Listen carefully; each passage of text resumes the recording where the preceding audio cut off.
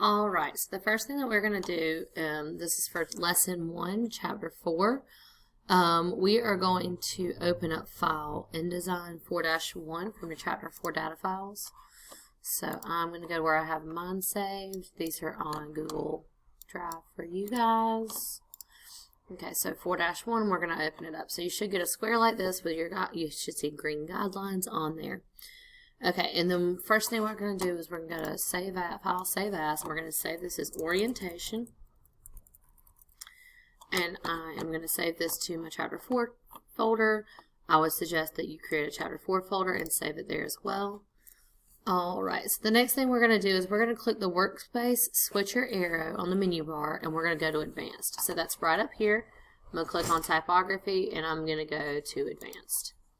Alright, so you'll see my panels on the side have updated. Now once I'm in Advanced, I'm going to get my rectangle tool and I'm going to click anywhere on the page. So rectangle tool, click anywhere on the page. Now that I have that done, I want my width to be 2, my height is going to be 2 as well, and I'm going to press, oopsie, that is not what you're going to do, so I'm going to undo that, redo it. Height and width both at 2, and press OK. So once I have that, I'm going to get my selection tool and click the swatches panel. Selection tool, swatches panel. And I am going to make sure that my fill is the green and then the stroke is going to have the brick red. So my fill's in the front. I'm going to scroll down and find green. I'm going to click on my stroke right here. And I'm going to go over here and select brick red. So now that I have that selected, I'm going to click on my stroke panel and I'm going to increase my stroke weight to 6. So you can either click and type in 6 or you can push the little arrow. So this is kind of what it should start looking like. Alright, so the next thing I'm going to do is I'm going to click the Align Stroke to Outside button. So, and that's this one right here, Align Stroke to Outside. And then I'm just going to kind of click, so click between these three. So this is Align Stroke to the center, this is Align Stroke to the left. Right there. Okay, so we're going to click to the inside, which is this one. Okay, so this middle one's the one we're going to end up on our Align Stroke. Then I'm going to click the top left reference point on the control panel, and I'm going to type 0 in my X and Y. So once I have this guy selected, where is it?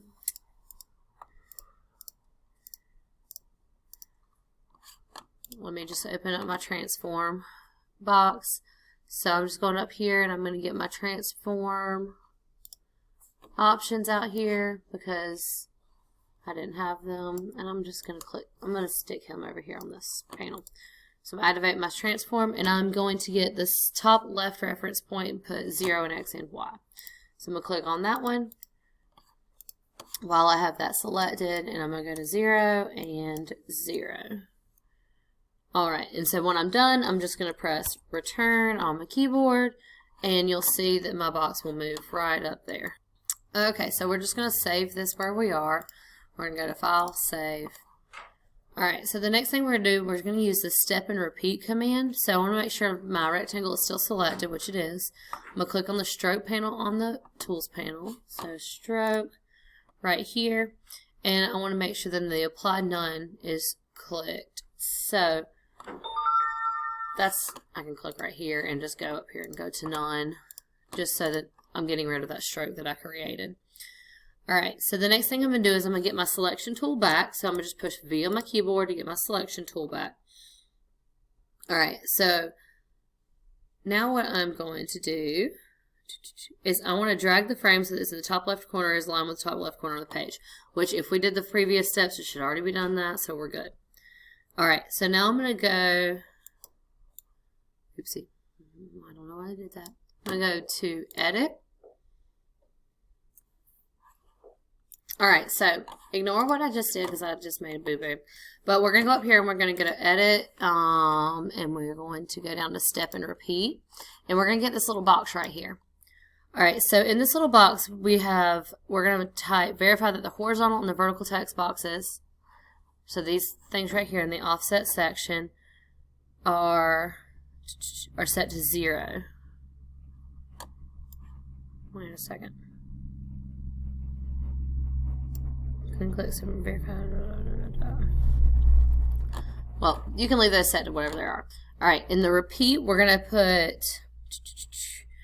type 3 in the repeat. And then we're going to type 2 right here. And then in the horizontal, we're also going to type 2. So that's saying I wanted this to repeat 3 times, 2 inches over and 2 inches down. So 2 inches over from here and 2 inches down from here. It's going to create another box. Okay. So once we have all of that, we're going to press OK.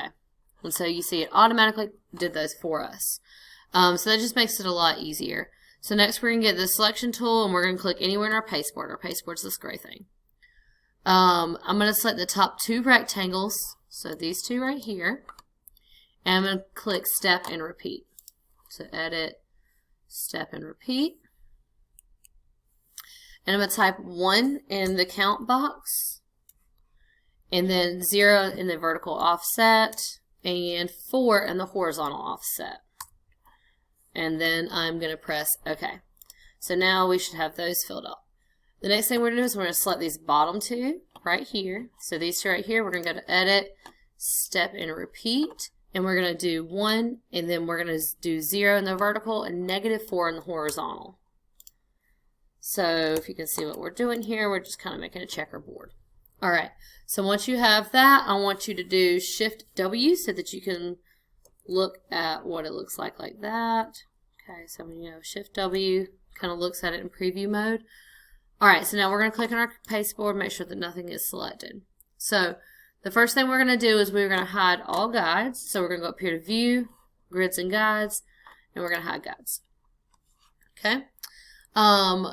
So now what we're going to do is we are going to select copy and select everything. So we're going to select everything on here. So all my things are selected, and then I'm going to paste in place. So copy, I did Command C, edit, and I'm going to paste in place.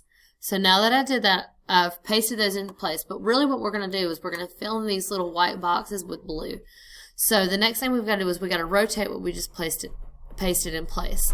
We're going to get our transform panel active, and we're going to click that center button, so the center reference point, and then we're going to type 90 degrees in our rotation angle box. So right here we're going to type 90 degrees, and then we're going to press return. And you'll see now everything's green, but it's really not, because if you wait a second, we're going to go up here to swatches. We're going to make sure our fill panel is on the front, and we're going to click dark blue. So once we've done that, we've copied and pasted in place, we've rotated it 90 degrees, we've actually filled in those spots, and we changed them to color. So you should have a green and a blue checkerboard at this point in time.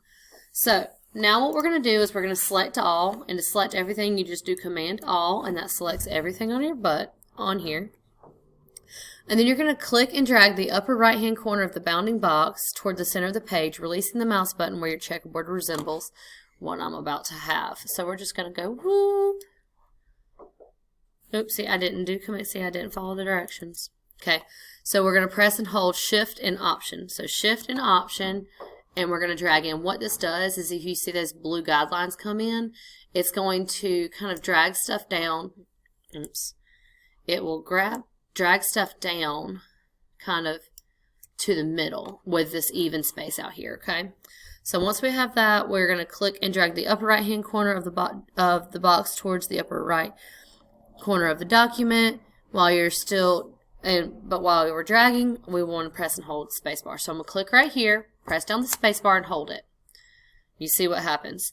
So as I'm going over here, these things are done. I'm going to click right here, push down space, and do this. So all of your little squares should be way spread out. Okay, but they should be very evenly distributed. All right, so we just did that. Okay, so now we're going to begin dragging the upper right hand corner of the bounding box slowly toward the center of the document. Okay, so now we're going to drag it down. Okay, oopsie.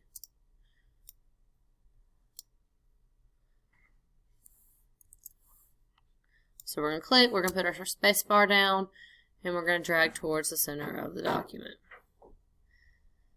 Okay, so this is called live distribute. So as you're dragging, it's going to kind of distribute items for you. And if we do this with Shift, Option, and let's click. Okay, so what I have clicked now is first I click on the corner and I'm going to push Shift, Option, and Spacebar down. And you see it has the live distribute, but it's moving it equally into the middle. So I'm going to make it around about this size. Oopsie. So just don't let go of the button before you mean to. So I'm going to click Shift, Option, Spacebar, and drag down. And I'm going to get it around there. Okay. So I'm going to click off of it to deselect everything. Alright, so if I were you, I would save right here. So File, Save. And the next thing you're going to do is you're going to get your gap tool that's on the Tools panel. So your gap tool. Alright, so your gap tool is right here. We're going to get that. And we're going to place our gap tool in the middle spaced. So the very middle one, we're going to do that. Now when we have this right here, so the middle vertical thing, we're going to click and we're going to drag to the left. Alright, so we're going to do it to about right in there. Alright, so now we're going to put the gap tool over the bottom horizontal gap, so this one right here, and we are going to drag up till we get to about right there. Alright, so now we want to put the gap tool over the gap between the two frames in the upper right hand corner. Okay, so these two right here. And then I'm press and hold Shift. So I'm going to click and push Shift. Okay. And I'm going to drag to the left. Oopsie, no I'm not. You're going to click, you're going to push Shift down first and then click. Okay, so you see how that did that? Alright. Next we're going to press and hold Command and then click and drag the left edge of the grid to the left. So we're going to press and hold Command and drag this over this way. Alright. And then we're going to press and hold Option and position the gap tool over the bottom horizontal gap and drag down. So bottom horizontal gap, I'm going to press down Option and I'm going to click and drag down.